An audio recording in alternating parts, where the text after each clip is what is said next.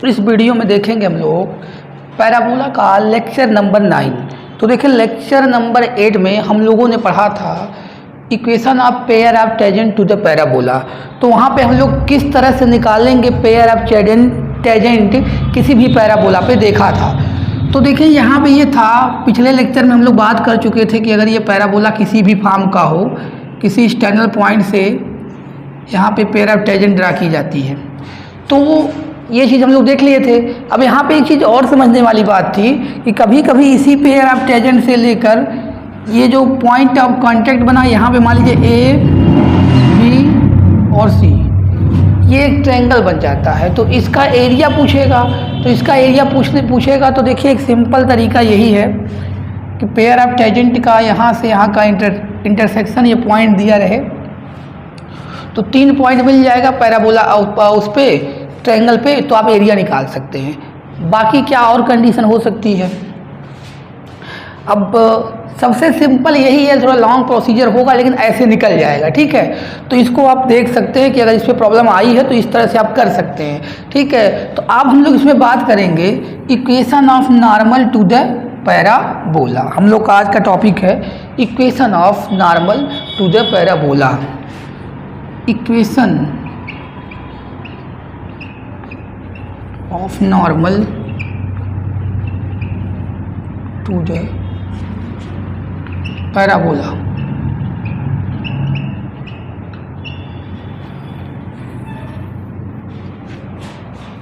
तो देखिए equation of normal कैसे निकालेंगे। नॉर्मल क्या होता है, जो टेंजेंट पे परपेंडिकुलर होता है।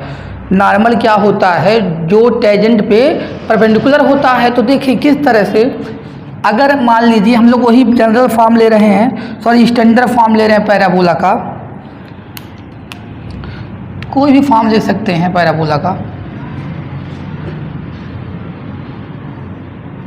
अब ये यहाँ पे टेंजेंट मान लीजिए है पैराबोला, तो नॉर्मल जो जाएगी, नॉर्मल इस पे परपेंडिकुलर होगा, ये आपका हो जाएगा normal. Normal always perpendicular to the tangent. Normal जो होगा पैराबोला पे always tangent, sorry normal always perpendicular to the tangent. ये क्या है आपका टेंजेंट है, टेंजेंट है। जो नॉर्मल जो है आपका इस टेंजेंट पे क्या है, परपेंडिकुलर है, ठीक है। तो क्या करना होगा हमको, उसी का इक्वेशन निकालना है नॉर्मल का। तो देखिए किसी भी कर्व का नॉर्मल का इक्वेशन निकालना हो, किसी भी कर्व, ये तो यहाँ पे पैराबोला है y² = 4ax। आपको किसी भी कर्व का निकालना होता है, किसका इक्वेशन, नॉर्मल का। तो क्या होता है फार्मूला, y - y1 माइनस का 1/dy/dx। देखिए क्योंकि जो टेंजेंट का हमारा स्लोप होता है नॉर्मल से क्या होगा, परपेंडिकुलर होगा, तो 1/m हो जाएगा, यानी उसका स्लोप होता है dy/dx, इसका माइनस का 1/dy/dx, x - x1। तो इस तरह से इक्वेशन, और ये चीज़ें कब होगी, किस में होती है, ये हम लोग जो है इक्वेशन ऑफ नॉर्मल की बात कर रहे हैं। तो पहला इसमें लिख सकते हैं पॉइंट फॉर्म, पॉइंट फॉर्म। देखिए हम पॉइंट फॉर्म की बात कर रहे हैं, तो पॉइंट फॉर्म की यानी हम लोग नॉर्मल ड्रा कर रहे हैं किसी पर्टिकुलर पॉइंट से। तो ये बात याद रखिएगा कि हम लोग किसकी बात कर रहे हैं, पॉइंट फॉर्म की। तो पॉइंट फॉर्म का नॉर्मल निकालने के लिए हम लोग इससे निकाल सकते हैं। जो पॉइंट फॉर्म का नॉर्मल का इक्वेशन होता है हम लोग डिफरेंशिएट करके, देखिए आपको जो है चीज़ें याद कर लेनी है, बहुत सिंपल होती है। लेकिन मैं ये कह रहा हूँ कि अगर किसी भी कर्व का नॉर्मल का इक्वेशन निकालना होता है तो हमें पता है कि नॉर्मल टेंजेंट होता है, सॉरी नॉर्मल जो होता है टेंजेंट में परपेंडिकुलर होता है। तो नॉर्मल का जो इक्वेशन निकलेगा, हम लोग को पता है टेंजेंट का इक्वेशन क्या होता है, y - y1 dy/dx, x - x1। लेकिन वही नॉर्मल की बात करेंगे तो माइनस का 1/dy/dx, x का y1 पे ये हो जाएगा। अब यहाँ पे क्या होगा, यहाँ पे क्या करना होगा, हम लोग को फाइंड करना होगा वो dy/dx किस कर्व से, इससे। तो क्या हो जाएगा, डिफरेंशिएट करेंगे 2i dy/dx = यहाँ से हो जाएगा 4a, यहाँ से निकालेंगे dy/dx, ये 2 से कट जाएगा 2a/y। पॉइंट पे निकालेंगे x1, y1, तो यहाँ से dy/dx कि जो वैल्यू आएगी हमारा x1 y1 पे, यहाँ पे y1 रख देंगे, ये आ गया dy/dx की वैल्यू यहाँ पे पुट करेंगे। अब इक्वेशन निकालेंगे नॉर्मल का, इसको रफ कर देता हूँ। देखिए यहाँ पे रखेंगे तो हो जाएगा y माइनस y1 और यहाँ पे माइनस का 1/2a बाई y1, क्योंकि dy/dx की वैल्यू क्या है, माइनस का 2a बाई y1, तो यहाँ रख दिया। यहाँ पे हो जाएगा x माइनस x1, तो ये पलट जाएगा, तो ये हो जाएगा y माइनस y1 माइनस का y1/2a x माइनस x1। ये आपके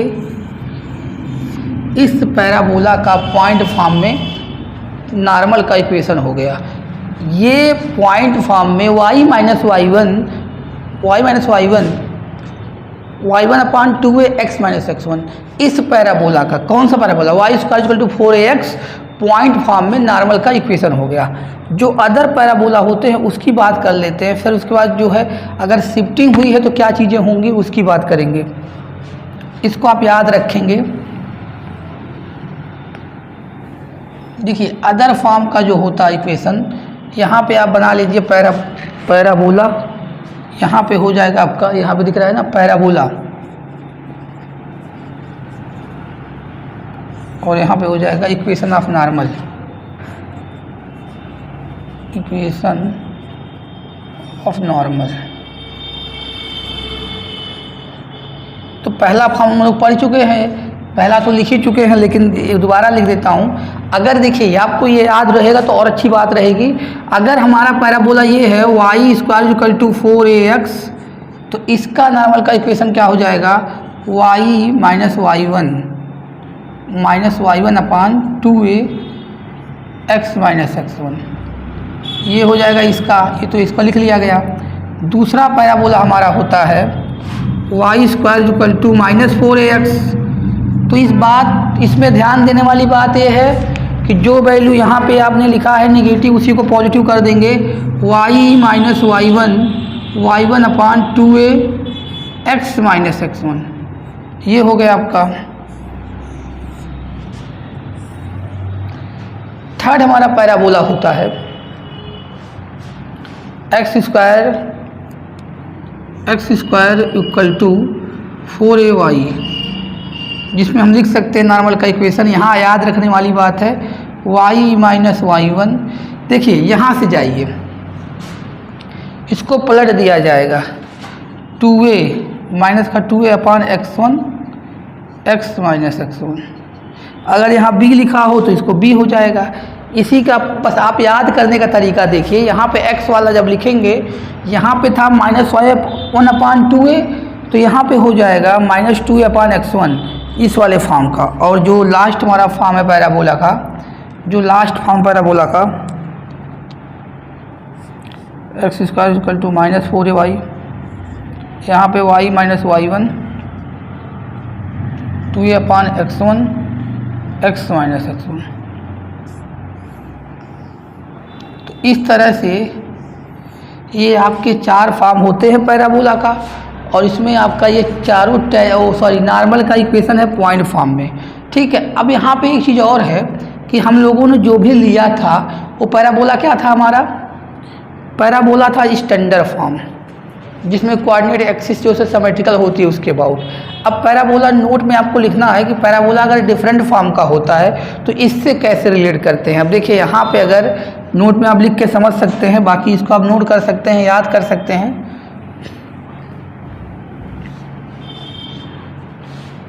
नोट में हमारा ये है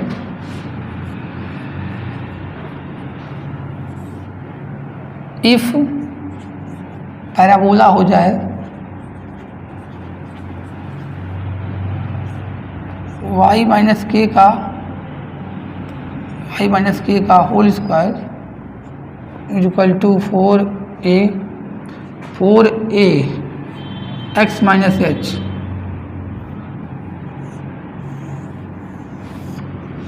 अगर इस तरह का पैराबोला होता है इस तरह से, देन इसका क्या होगा, पहला फॉर्म है पैराबोला का बन रहा है, इसमें कोई भी फॉर्म बनेगा अगर ये, तो इसको क्या बोल सकते हैं, जनरल फॉर्म है ये जनरल फॉर्म है कि नहीं है, क्योंकि जनरल फॉर्म में इसी तरह पैराबोला बनता है। तो यहाँ पे अगर आपको रिलेट करना है तो आपको पता क्या चल रहा है कि ये आपका पहला फॉर्म है, तो पहले फॉर्म का ये होता है। आपको रिप्लेस क्या करना है, ध्यान से देखिएगा, जहाँ पे यहाँ वाई है तो वहाँ पे लिखेंगे वाई माइनस के, बस यही ध्यान देना है। यहाँ पे जहाँ पे वाई है वाई माइनस के लिखेंगे, और ये वाई1 तो रहेगा ही, और यहाँ पे माइनस का y1/2 ये भी रहेगा। बस यहाँ पे जहाँ पे x क्या हो जाएगा, x minus h minus x1। तो ये बात आप ध्यान रखिएगा कि अगर पैराबोला इस फॉर्म का होता है तो बस आपको कुछ करना नहीं रहेगा। आप अगर इस स्टैंडर्ड फॉर्म के फार्मूले को जानते हैं, वो आपको याद है, तो आपको प्रॉब्लम नहीं होगी। बस आपको यही करना है कि जहाँ यहाँ पे y था, अब ये पैराबोला हमारा इस था y² = 4ax, तो यहाँ पे y है और यहाँ पे x आया है। लेकिन वही चीज़ अगर आप इससे कंपेयर करो, इस पूरे को कैपिटल Y मान के इस तरह से इससे कंपेयर कराओ, तो आपको पता है यहाँ कैपिटल Y रखेंगे। अगर उसको कैपिटल Y मान लिया जाता है, देखिए इसको कैपिटल Y मानेंगे तो capital Y² = 4 small capital X, तो इसका लिखेंगे इसी तरह से y माइनस y1, तो y की वैल्यू क्या होगी, स्मॉल y माइनस के, इस तरह से आप उसको शिफ्ट करके लिख सकते हैं। अब देखिए यहीं पे एक चीज़ और ध्यान दे दिया जाए कि अगर हमें लिखना हो पैरामेट्रिक फॉर्म में यही चीज़, तो एक फॉर्म आप यहाँ भी और सेट कर सकते हैं। ये आपको समझ में आ गया होगा कि मेरे कहने का मतलब क्या है, कि अगर पैराबोला में इस तरह की चीज़ें आएंगी तो आपको घबराने की ज़रूरत नहीं है। उस फॉर्म को आप तलाशिए कि ये कौन से फॉर्म का मैच कर रहा है। अगर ये मान लीजिए इस तरह का फॉर्म इसका बन रहा है x माइनस h का होल स्क्वायर, वो चीज़ें, तो जहाँ पे इस वाले में x आया है x माइनस h रख देंगे, और जहाँ पे y आया है y माइनस k रख देंगे, तो आपकी वैल्यू वो आ जाएगी।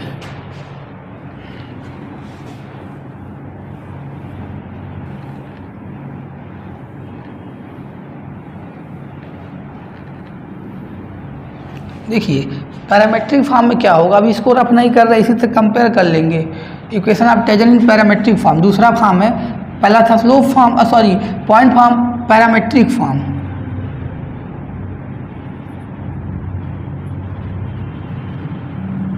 देखिए पैरामेट्रिक फॉर्म में क्या होगा, हम सभी को पैरामेट्रिक कोऑर्डिनेट पता होते हैं, तो इसी में देखिए पैरामेट्रिक फॉर्म में इसी में लिख देते हैं। यहाँ पे ऐसे लिखा हुआ है, उसी में लिख देते हैं। पैराबोला का फॉर्म सब लिखा ही है। इस पैराबोला का देखिए, इस पैराबोला का पैरामेट्रिक कोऑर्डिनेट क्या होता है, यहाँ पे पैरामेट्रिक कोऑर्डिनेट भी लिख लेते हैं। यहाँ पे कोऑर्डिनेट लिखेंगे, यहाँ पे लिखेंगे इक्वेशन। आप समझ रहे हैं ना कि यहाँ पे पैरामेट्रिक कोऑर्डिनेट लिखेंगे, वहाँ इक्वेशन लिखेंगे। ये किसका, नॉर्मल का, पॉइंट फॉर्म, उस पैरामेट्रिक फॉर्म में। तो क्या होता है इस पैराबोला का, AT² 280, तो यहाँ पुट कर देंगे y माइनस 280 माइनस का 280/2a x माइनस 80²। तो यहाँ पे क्या होगा, ये 2a से 2a कैंसिल हो जाएगा, तो कितना आ जाएगा, माइनस का 280 माइनस यहाँ बचेगा क्या, t, अंदर मल्टीप्लाई कर देते हैं। यहाँ देखिए t बचेगा, तो अंदर मल्टीप्लाई क्या हो जाएगा, माइनस का xt प्लस का, देखिए यहाँ पे माइनस बचा हुआ है, t प्लस जाके हो जाएगा AT³। ये आपका हो गया पैरामेट्रिक फॉर्म में पहले फॉर्म का इक्वेशन, किसका, नॉर्मल का। और अगर हम दूसरे की बात करें, यहाँ पे तो हमें पता है इसका होता है AT² माइनस का 280 होता है।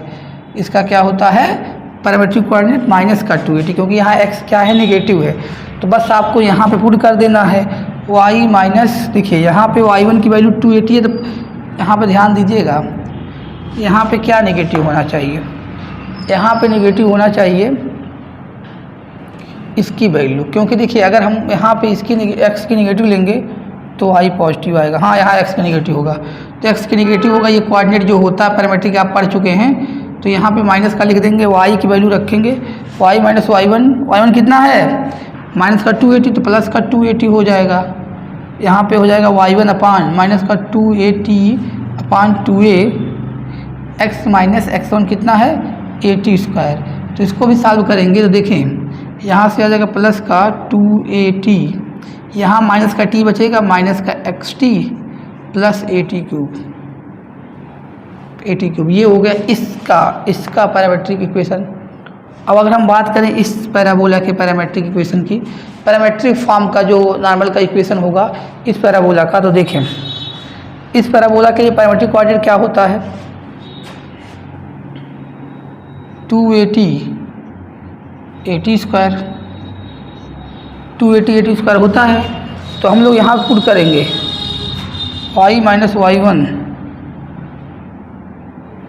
y1 कितना है AT² माइनस का 2A अपान x1 कितना है 2AT x माइनस x1। तो यहाँ से भी वही चीज़ है, ये करके उसी फॉर्म में इसको भी लिख लेंगे। और उसी तरह से देखिए ये लास्ट वाले का भी होता है, इसका पैरामेट्रिक कोऑर्डिनेट क्या होता है, माइनस का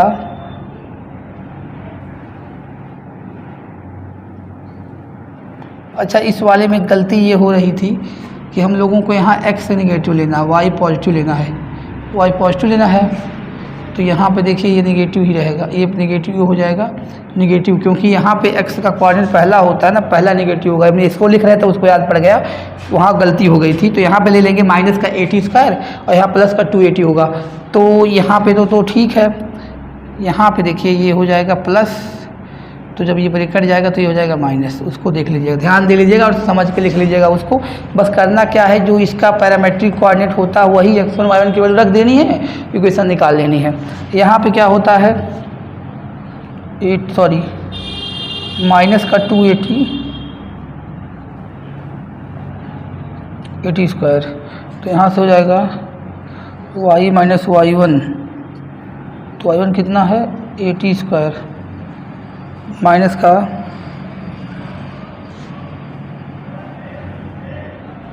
माइनस का 2A upon x1।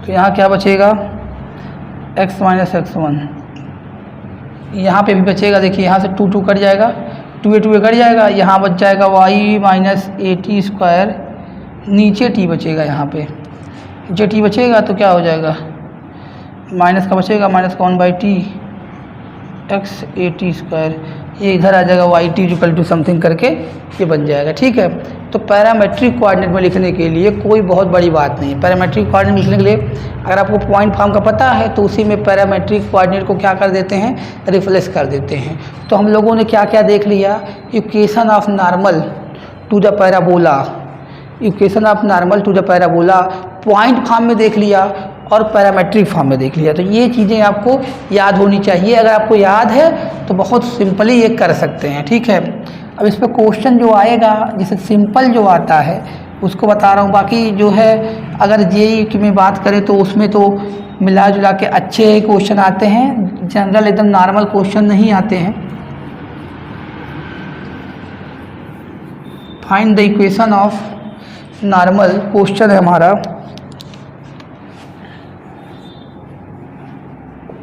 Find the equation of normal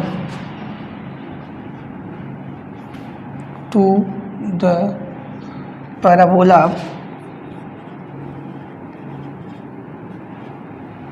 y² equal to 16x at point 2,3। तो देखिए ये तो बहुत सिंपल प्रॉब्लम हो गया कि इस तरह से कि पॉइंट दिया हो निकालना हो। तो आपको पता चल गया कि ये क्या है, पॉइंट फॉर्म में नॉर्मल का इक्वेशन है। पॉइंट फॉर्म में नॉर्मल का इक्वेशन है तो इसका क्या लिखेंगे, फार्मूला हमको पता है y minus y1 minus 2a upon minus y1 अपान 2a x माइनस x1, यही था ना। तो यहाँ पे क्या करना है, पॉइंट रख देना है। y1 कितना है 3 है, ये भी है -3 यहाँ पे है, और यहाँ 2a की वैल्यू कितनी आएगी 4 आएगी। कंपेयर करेंगे 4 इक्वल टू 16 तो एक वैल्यू कितनी आ गई 4, तो यहाँ 4 रख देंगे x minus x1 8y 24 minus 3x plus 6, इधर आ गया 3x plus 8y equal to 30। ये हो गया नॉर्मल का इक्वेशन पैराबोला पे। ठीक है, तो देखिए इस तरह से बड़े प्रॉब्लम भी देखे जाएंगे जब आप नॉर्मल टेंजेंट सब पढ़ ही लेंगे हर फॉर्म का, तो उससे रिलेटेड ही जेई में आते हैं प्रॉब्लम कि कॉमन ना, कभी कभी कॉमन टेंजेंट या नॉर्मल से रिलेटेड प्रॉब्लम बनती है। ठीक है, तो आगे इसमें मिलते हैं, इसके अगले लेक्चर में बात करेंगे इसके आगे। ठीक है, इस वीडियो में इतना ही।